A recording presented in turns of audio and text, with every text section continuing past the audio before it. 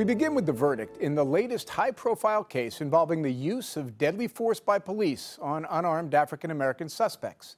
In Cleveland today, Officer Michael Brelo was acquitted of manslaughter in the shooting deaths of Timothy Russell and Melissa Williams 2.5 years ago. This was a bench trial, meaning no jury.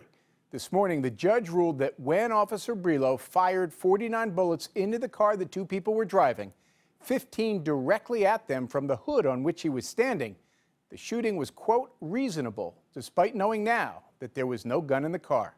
Jericka Duncan picks up the story. I am not critical of It took Judge John P. O'Donnell nearly an hour to explain a decision he knew many people had been waiting for. And therefore find that Brelow's entire use of deadly force was a constitutionally reasonable response. It was a dramatic ending to a case that highlights the strained relationship in this country between African Americans and police.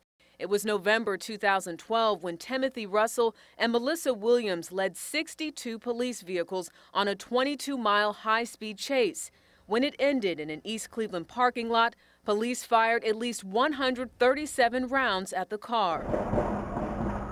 Brelow climbed on top of the hood of the 1979 Chevy Malibu. Prosecutors say he continued shooting when the other officers had stopped. Michelle Russell is Timothy Russell's sister. Now, whatever reason they didn't pull over, we don't know. But what I can say is that they did not deserve to die for fleeing and eluding. That's not a death sentence.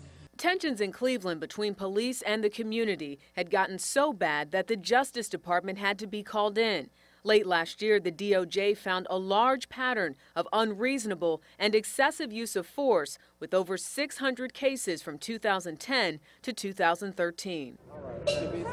Demonstrators have remained peaceful for the most part, and city officials hope to keep it that way.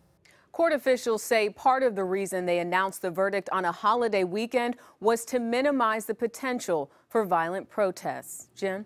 Jericka, thank you.